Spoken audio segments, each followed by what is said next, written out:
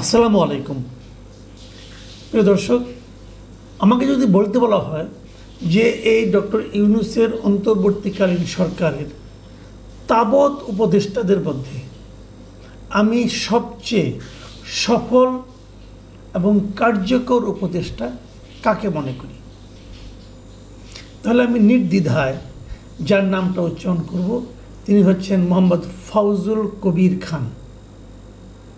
আমি এই ভদ্রলোকের নাম উচ্চারণ করব এবং আমার কাছে মনে হয়েছে যে উনি আমার বিবেচনায় সবচেয়ে সফল, এবং সেই হিসেবে ওনার সম্বন্ধে যতটুকু আমি খোঁজ খবর নিয়েছি, আমি তো সব জানবো না, পৃথিবীর কারোর পক্ষে জানা সম্ভব না।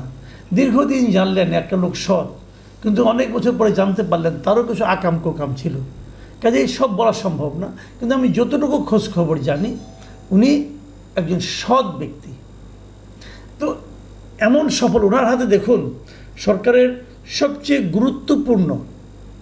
গুরুত্বপূর্ণ যে কটা মন্ত্রণালয় আছে তার মধ্যে 3টা মন্ত্রণালয় ওনার হাতে, এবং 3টাই খুবই গুরুত্বপূর্ণ মন্ত্রণালয়।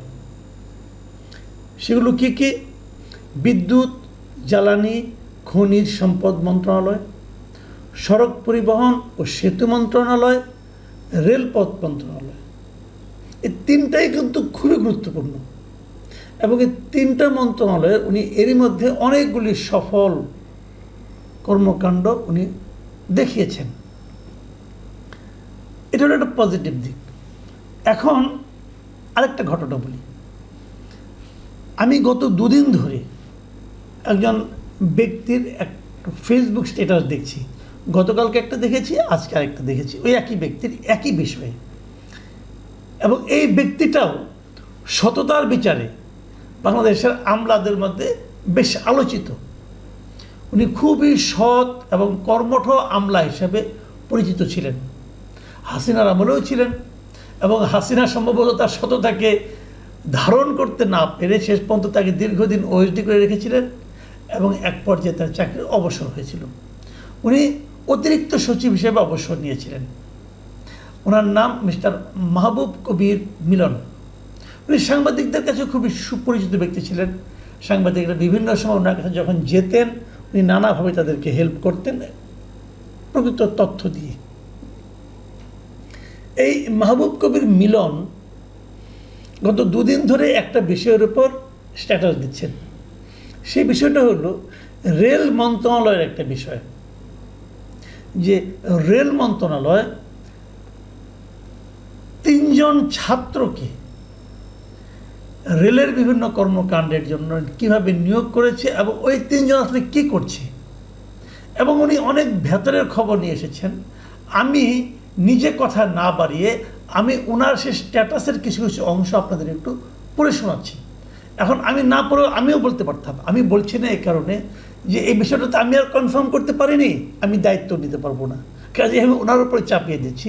কিন্তু এটা কোনো বিষয় না, বিষয়টা হলো প্রকৃত সত্যটা উদ্ঘাটিত হওয়া দিয়ে কথা, সেটা আমি বলি আর উনিই বলুন। আমি ওনার স্ক্রিনশটটা গতকালকে যেটা দিয়েছিলেন সেইটার আমি আপনাদের কিছু পড়ে শোনাচ্ছি।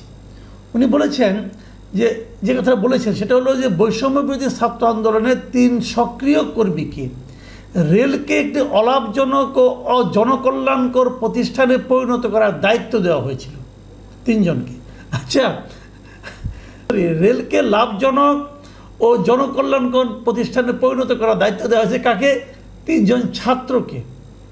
এই 3 জন ছাত্র তারা যে বিশাল কোনো অভিজ্ঞ ব্যক্তি সেটা কিন্তু বলা যাবে না। তাদের অনেকেই এখনও ছাত্র, তারা ছাত্রই আছেন। এরা কে কে শুনুন, আমি বলছি আপনাদেরকে।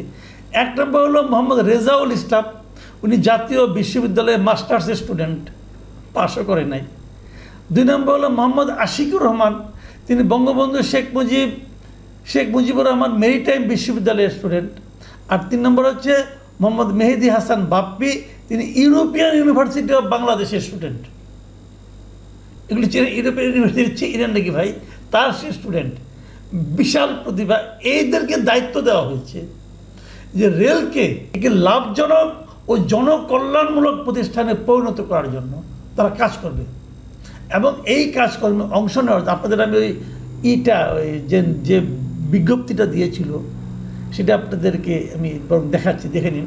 এবং সেখানে বলা হয়েছিল যে তাদের কার্যক্রমের অংশ হিসাবে তারা কী করবে, রেলওয়ের অবৈধভাবে দখলকৃত জমি উদ্ধার করবে, টিকিটের কালোবাজারি বন্ধ করার চেষ্টা করবে, এবং অভ্যন্তরীণ কাজে সহযোগিতা করছেন বিধায় তাদেরকে বিভিন্ন স্থানে নিয়মিত যাতায়াত করতে হবে।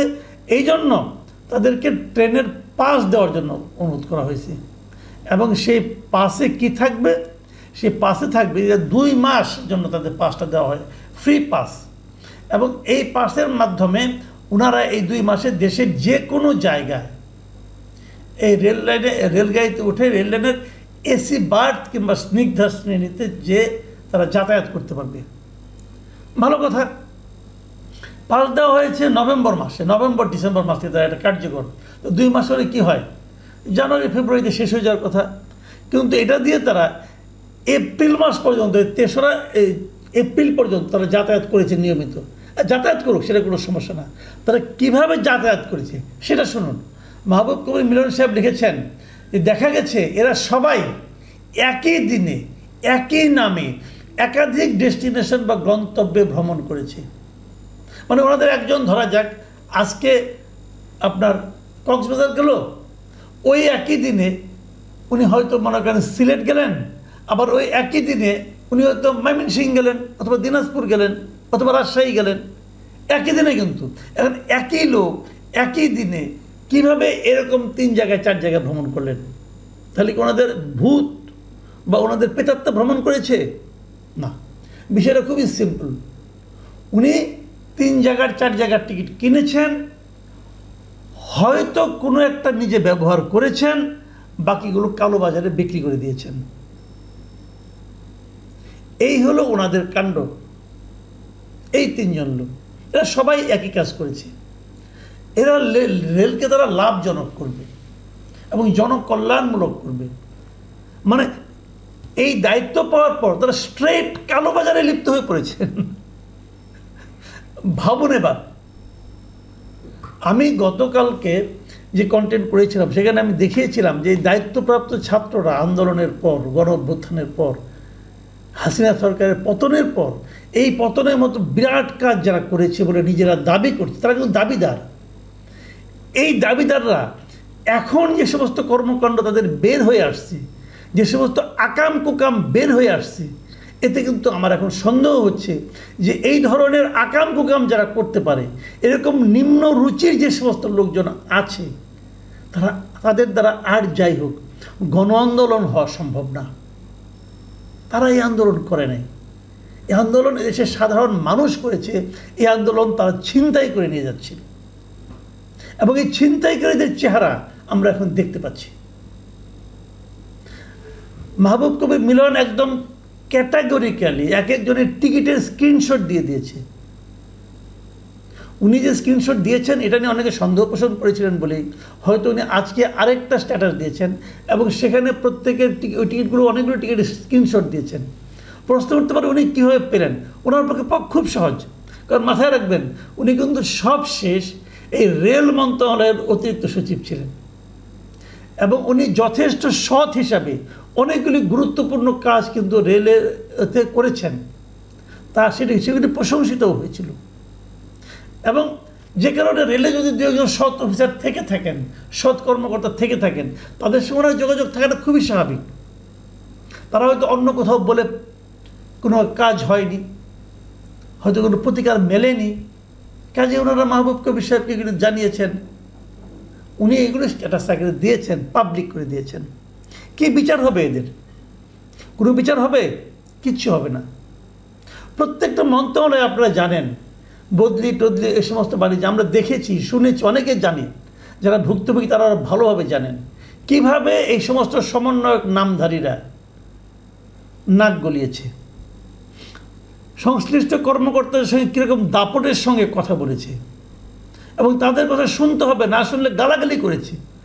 একই জিনিস কিন্তু বলেছেন মাহবুব কবির লিটন সাহেব, বলেছেন যে কেবল এইগুলোই নয়, এই লোকগুলো শুনুন উনি কী রেখেছেন ওনার কথাগুলো আমি পড়ে শুনে আপনাদেরকে, যে এরা মানে ওই 3 জন জুলাই ফাউন্ডেশনের নামে বড় বড় স্টেশনে দোকান বরাদ্দ চেয়েছে, জুলাই ফাউন্ডেশনের নামে প্রাইভেট ট্রেন পরিচালনার জন্য রেলের কাছে আবেদন করেছে, এবং তারপরেও সম্প্রতি রেলের বদলি বাণিজ্যের একটি অডিও রেকর্ডও ফাঁস হয়েছে। এই হলো ওনাদের কাজকর্ম। মাহবুব কবির লিটন উনি রেল উপদেষ্টা, রেল, এনসিপি এবং জুলাই ফাউন্ডেশনের কাছে কয়েকটা প্রশ্ন করেছেন।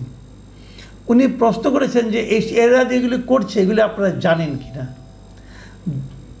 এরা যে এতদিন ধরে এই সমস্ত টিকিট এই সমস্ত কালোবাজারি করছে আপনারা জানেন কি না।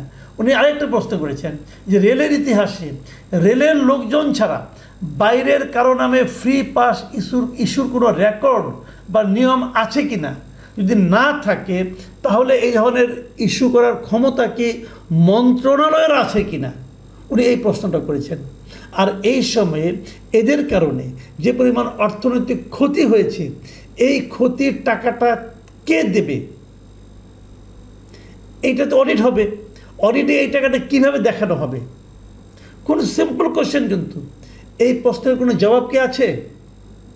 আমি যে কথাটা বলে শেষ করতে চাই, আমি সবচেয়ে সফল, সবচেয়ে সৎ যে উপদেশটাকে আমি মনে করতাম, তার মন্ত্রণালয়ের একটা ছোট্ট ঘটনা এখানে উল্লেখ করলাম। দেখুন, সব ঘটনা আপনি জানবেন না। ওই অনেকে বলে না যে ঘুষের কোনো ক্যাশ মেমো হয়, হয় না, কিন্তু কেউ ঘুষের কোনো ক্যাশ মেমো দেখাতে পারবেন না। কোথায় ঘুষ দেওয়া হয় না, কোথায় ঘুষ ছাড়া কাজ হয়, ধরা পড়ে না। কিন্তু এটা তো একদম কাগজে কলমে দুর্নীতি। এইরকম একটা কাজ কেন করতে দেওয়া হয়েছে এদেরকে? প্রচুর মন্ত্রণালয় তদবিরের কোনো ক্যাশ মেমো নাই। হচ্ছে নাকি মন্ত্রণালয় যারা যায় তারা তো দেখে, এবং এটাই হলো কারণ যে সাংবাদিকদের যে সচিবালয়ে ঢোকাটা খুবই রেস্ট্রিক্টেড করে দেওয়া হয়েছে এখন পর্যন্ত। সেটা মূল কারণ হলো এটা যে তারা যখন যাবে, যে যখন এই ছাত্রদের এই দাপট দেখতে পারবে, সেটা যদি রিপোর্ট হয়ে যায়, যাতে না হয় সেই জন্য ওই সময়ে তথ্য মন্ত্রণালয়ে যে ভদ্রলোক ছিলেন তিনিও একজন ছাত্র, এখন এনসিপির বড় নেতা, তার আমলে এগুলি কিন্তু সমস্ত অ্যাক্রেডিটেশন কার্ড বন্ধ করে দেওয়া হয়েছিল। বাংলাদেশের ইতিহাসে যা নজিরবিহীন ছিল, মানে সবাই সিদ্ধান্ত নিয়ে পরিকল্পনা করে এই সমস্ত আকাম কোকামগুলো বাংলাদেশে করা হয়েছে। প্রিয় দর্শক, আমি নিশ্চিত আপনারা খুব শীঘ্রই একে একে নানা ধরনের অপকর্মের ঘটনা জানতে থাকবেন। আমরা অনেক কিছু পাচ্ছি, কিছু কিছু তথ্য প্রমাণের অপেক্ষা আছি, পেলে আপনাদেরকে জানিয়ে দেব। ভালো থাকবেন আপনারা। আমি মনে করি ফজলুল কবির সাহেব এই ব্যাপারে কী সিদ্ধান্ত নেন, কী পদক্ষেপ গ্রহণ করেন, উনি ওনার নিজের পকেট থেকেই 2 লাখ টাকা দিয়ে দেন কিনা, এগুলো দেখার জন্য বরং আমরা একটু অপেক্ষা করি। ভালো থাকবেন আপনারা। আল্লাহ হাফেজ। প্রিয় দর্শক, এতক্ষণ আমরা ওনার কথাগুলো শুনছিলাম। উনি রেলের আপনার সমন্বয়কদের মধ্যে যে বিষয়টি নিয়ে কথা বললেন, যেটি হচ্ছে রেলের মন্ত্রণালয় থেকে তাদেরকে বিভিন্ন দায়িত্ব দেওয়া হয়েছিল, তো সেই দায়িত্বের সুবিধা নিয়ে তারা যে অপকর্মগুলো করেছে এটিরই উনি ব্যাখ্যা দিলেন এবং বিভিন্ন বিষয় নিয়ে কথা বললেন। এবং এই মন্ত্রণালয় যেহেতু যিনি দায়িত্বে আছেন, যেহেতু সফল মন্ত্রণালয় হিসেবে 3টে মন্ত্রণালয় দায়িত্ব পালন করছেন, তো সেই জায়গা থেকে তাদের আপনার এইরকম একটা ঘটনা কিন্তু অনেক দুঃখজনক, এবং যেটি আপনার হচ্ছে আর্থিক ক্ষতি, যে রেলের যে টিকিটের আর্থিক ক্ষতি সেটিও কিন্তু হয়েছে। তো সেই জায়গা থেকে বিশেষ করে উনি যে বিষয়টি তুলে ধরেছেন যে সমন্বয় যাদেরকে জুলাই আগস্ট পরবর্তী সময়গুলোতে যাদেরকে দেশের নেতৃত্বের একটি বড় অংশ মনে করা হতো, তাদের এই ধরনের কাজে লিপ্ত হয়, এরকম অপকর্ম করা, এটি কিন্তু তাদের একবারে বাংলাদেশের মানুষের সমর্থন করে না। এবং এই জাতীয় ইয়াতে আপনার হচ্ছে যারা সমন্বয়ক হিসাবে যারা আছেন তাদেরকেও তারা থ্রেড হিসাবে বিবেচনা করছে মানুষ। অতএব উচিত হবে এই জাতীয় ঘটনা কিন্তু সঠিক তদন্ত করে মানুষের কাছে